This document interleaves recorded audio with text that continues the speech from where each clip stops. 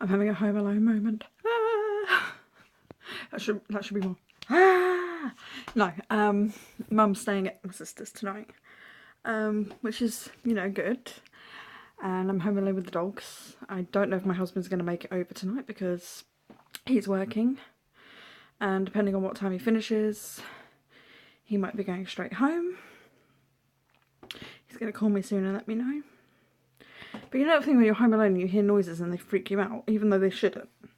That's kind of what I'm having now. That's like, I was downstairs earlier and I swear I heard the back door open and close, which is impossible because it's locked. But I swear I heard it. It's like any little noise right now is just like, oh, what's that? And I think when you've got someone there, you're like, oh, no, it's nothing. But when you're on your own, you're more aware of everything you're hearing. And that's what I am right now. I'm super aware of everything I'm hearing and it's freaking me out. Plus, Cara really misses my mum. It's so sad to see, like, she won't stop whining. And, like, going around the house and she's looking for mum and all of that. And she's realising she's not here and it's sad. I felt really bad. I had to leave her and Logan here earlier while I took Dallas out. And I could hear her whining when I left and I could hear her whining when I got back in. And I was just like, poor thing. If mum was here, she wouldn't have been whining. You know? It's just, I don't know. It's sad. But other than that, I'm chilled. I'm semi-calm. I didn't have a very good day yesterday. I ran out of cigarettes. And me without cigarettes is not a nice person. But I think I handled it better than I usually do. Usually I'm tearing people's heads off and I'm very, very snappy. And I think yesterday I was just more quiet than anything. Although I didn't have much patience. But yeah, no. That's how my day's going. What's the date? It's Sunday. And tomorrow is Monday, obviously. And I am treating my mum and my sister to a birthday lunch at a place in Northampton tomorrow. Because it was my sister's birthday on the, 15th. I'm going to say 15th instead of the actual day because I can't remember if it was a Wednesday or not. And it is my mum's birthday on the Tuesday. So I just thought it'd be a nice thing for me to do, to say happy birthday to them both and celebrate with both of them if I just take them out and treat them to lunch. So that's going to be fun. And yeah, I've had a free afternoon. I've done all the housework. I've caught up on all the TV. I've watched the Supergirl, Flash, Arrow, Legends of Tomorrow crossover. Wow. The Supergirl episode, pretty pointless. If you haven't seen it, I'm not going to spoil it too much for you, but pretty pointless because it's only like 2 minutes at the end. Even if it is 2 minutes, I think it might be like more like a minute and a half, just a minute. I don't know. But I watched the whole episode and now I'm into that as well. And I wasn't into watching Supergirl before, but I think I am now because you get caught up in the characters, don't you, when you're watching a show you don't usually watch. The Flash, too much to go into there. No, I'm still not into the show. I can't get into the characters there, but that's okay. But for the crossover, it was good. Arrow, I love. I love, love, love. I've got 2 Green Arrow t-shirts and I wear them non-stop usually. I'm wearing my NYPD one today, but I wear them non-stop usually. And I'm a huge fan of Arrow. Same with Legends of Tomorrow, huge fan. And the way the whole crossover came together at the end and ended was just... You know, when you're watching a movie or a home video or something, anything, and there's like this big climactic bit and then at the end everyone's really calm and happy and coming together as one and celebrating and all of that, and it really warms your heart and it chokes you up a bit. I had that at the end of the Legends one. I got choked up and I didn't think I would watching that, but you put that together with the dramatic music and all of that and I was just like, aww. And yeah, I got choked up watching it. I'm getting choked up thinking about it. But no, I like moments like that. I really like moments like that. And now I've left the dogs downstairs to come up here and film this. And I can't remember what's on the TV. Friends. They're doing the Christmas episodes all day, I think. Actually, I think it ends at 10 because I think they said somebody's on at 10. But yeah, no, that's a good laugh. Just having it on in the background and hearing all the old jokes and all of that, it never gets old, and it's so much fun to watch. And yeah, I think that's it for my update for now. I have nothing left to do. I'm just going to be sitting down watching TV for the rest of the night now, I think, because I've got nothing else to do. The dogs have been done. Aside from taking them in the garden before bed, they're done. They've been fed, watered, all of that, and walked, and I've done all the housework, literally all the housework. I've caught up on laundry. That's it, dude. I have nothing else to do. So for my husband, if he was here. But he's not. It can be very frustrating if your spouse doesn't live with you. Very, very so frustrating you jumble your words. No, I'm dyslexic. I get tongue-tied a lot and I mix my words up a lot, but no, it can be very frustrating when your spouse doesn't live with you and you miss them, and yeah. But then I also had a bit of anxiety about him staying tonight, which is kind of weird. Just not like in a bad way, just like we've never lived together. Like I used to sleep over at his house, but on like a mattress on the floor next to his bed when we were just dating, and our wedding night was the first full night we've slept together in the same bed. And yeah, I mean, it's circumstances at the moment, you know. He has his stuff going on, I look after mum, and you know, it's circumstances. But the anxiety of him staying over, I don't know, it just made me really nervous, because what if we, you know, this thing with my sister staying at my mum's, my mum staying at my sister's even, is supposed to be like a regular thing every now and then. And what if he stays over every time and we've come to find out that actually, so far as living together goes, we don't do that well. Like, we don't get on so far as that goes. Because right now we don't live together and we get on fine. Well, for the most part, we, you know, we're like most couples, we do fight and have our little bickers and arguments. But yeah, no, what if it doesn't work out? Like, what if it turns out that we can't live together, that we're not compatible that way? I don't know, it's just something that's been playing on my mind a lot lately, and especially in the build up to tonight and now today, and now knowing that he might not be staying, so I'm not going to find out, you know, how we got on playing house together, if that's what you want to call it. I don't know.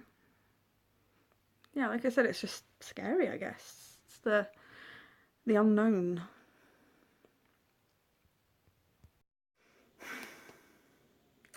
So I don't want him to feel bad, because I know he's going to see this, but he's not coming tonight. He has to work, and that's fine.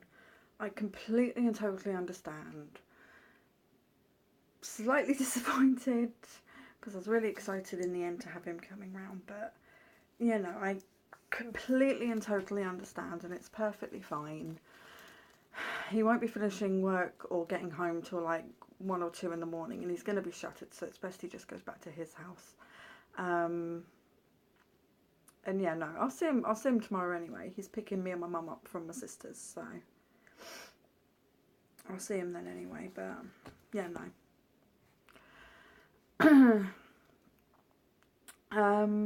What else have I done tonight? Aside from sulk a little bit. Sorry, babe, I don't want you to feel guilty. I know you're gonna watch this. I cooked sausages for the dogs because Cara and Dallas have it as a treat, and I burned my arm on the oven. I shouldn't be laughing about it. It hurts like hell. I don't know if you can really see it there. I'll probably insert a picture of it around about now. So yeah, I did that because I need the sausages. Like, for Cara, they're just a treat. For Dallas, they're a treat, but they're also useful to get him walking, because he still lays down on his walks because of his skin condition, and that's something that I know he likes, that's there to help motivate him to get up and just, you know, go that extra distance home, or, you know, go that extra distance to finish the walk. It's just really, you know, helpful. And sausages, he loves sausages, so that's a good thing. He has still got his skin condition. It's pretty much for the rest of his life now. He's on tablets for it, and it's helping. Like, he's not chewing his foot anymore, he's not itching, but he is still laying down, and that's a problem. So he probably will be going back to the vets at some point, I think. Depends, you know, I know we were giving it time for the medication to kick in and start working and stuff, but it's been a while now, and it should be working. And it's working on the other bits, so... Okay, so I just recorded this clip, and now I'm going to have to do it again because I just deleted it by accident. I just got off the phone from the vets. My reason for calling the vets was I tried insuring Dallas with another company. Now, the reason for this is his original insurance policy that covered his skin condition lapsed. I missed one payment. It was really pathetic. I shamefully begged them to keep us on because I knew they covered the insurance. Because I knew they covered his skin condition, and I knew that no other insurance company would because it's pre-existing. No company is going to cover a pre-existing condition. That's fine. Fine. They wouldn't take us back on. They cancelled it after one missed payment. I think that because he now has a lifelong condition and they were aware of that, they were looking to get rid of us, and they found a reason. Fine. Fine. But I went into looking into a new insurance policy, and I tried to insure him with this one company, and it was really odd to me because they did a full investigation into Dallas's background. Called the vet several times, they called me several times, they, you know, they just did a full investigation. It really did my head in at the time, and then I didn't hear anything for a while, so I went ahead and insured him with a different company. He's now on a joint policy with Logan. Try keeping up, by the way, because I'm talking really fast. I'm really sorry, I'm in a hurry. Tanya's on her way to get me with Mum.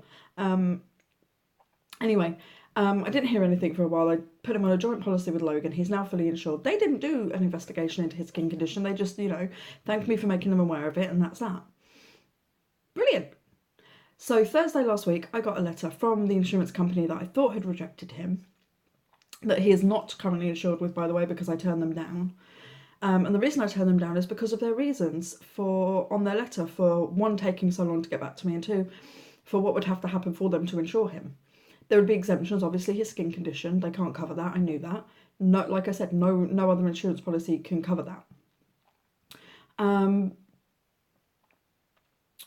But they had a whole list of reasons and a list of things that needed doing. One of the things that needed doing was that he would have to have regular checks with the vet, and the vet would have to report back to the insurance company. Again, that's fine because I understand that, because they want to make sure that, you know, I'm not trying to claim anything on the insurance that's related to his skin condition. Perfectly fine. They had a list of reasons, like I said, and a list of things on this list was that his skin condition, obviously, but one of the things was aggression. Sorry, what? No. My dog, not aggressive. My big gentle giant Dallas, are you kidding me? Are you fucking kidding me? No. So, I called the vets today to ask why he's listed as aggressive. Turns out it dates back to May when Cara had this problem with dominance and she had to go and see a behaviourist, and she's fine now. But they accidentally put it on Dallas's record instead of Cara's. I don't know who did it. Whoever it was obviously wasn't watching what they were doing or whose record they were putting it on. Now, you would think it would be easy, right? They'd be able to go back, edit Dallas's record, take it off, put it on Cara's record where it belongs. No, they can't do that. It's not humanly possible, apparently, for them to edit Dallas's record and take that off. But what they can do is put a note on Dallas's record for future reference, stating that he is not aggressive. Now, I will admit, he has shown aggression towards me 3 times. That was earlier this year when his skin condition was really starting to bother him, and he was trying to let me know something was wrong, because obviously laying down on walks, which, as I've already told you, he still does, wasn't doing the trick. And that's fine, but that does not make him an aggressive dog. And even the vet admitted that on the phone just now. That does not make him an aggressive dog. He was trying to let me know something wasn't right. But they've put a note on the system stating that it was a mistake. It shouldn't be on there. It should be on Cara's record. And they've put a note on Cara's record, even though there's already one on there, stating that she's perfectly fine now, but her record was put on Dallas's record by mistake. They were very apologetic. They apologised profusely, and I accept their apology. Because this is really unlike anything I've ever heard of, and it boggled my mind last week, and that's why it took me till today to call the vets, because just seeing on paper that Dallas is listed as aggressive with the vet pissed me off. He's been attacked by dogs before, and he's never tried fighting back. Like, he's had bite marks, like, in his inner lip. He's had, you know, and he's never fought back. He's so soppy and dopey, and you know, even when Cara was taking dominance in like way back in May when she had to go and see the behaviourist, you know, he didn't even like retaliate towards her, and she warned him off my mum a few times, and he just backed off. He was like, "Oh, okay, that's your human. You don't want me near her," because she was very possessive of my mum.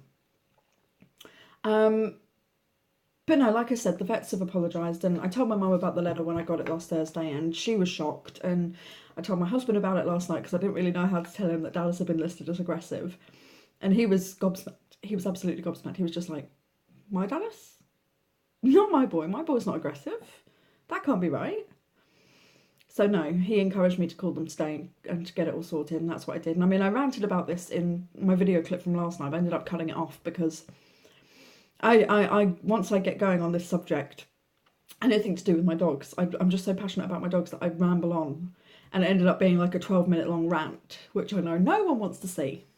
So no, here's the short clip explaining it all, and I'm waiting for my sister now to come pick me up with my mum because it was my sister's birthday last week. It's my mum's birthday tomorrow, and I'm treating them both to a birthday lunch, which is going to be really nice. And now that problem's sorted, I can relax a bit. Sorted for the most part, anyway. No, but there you go.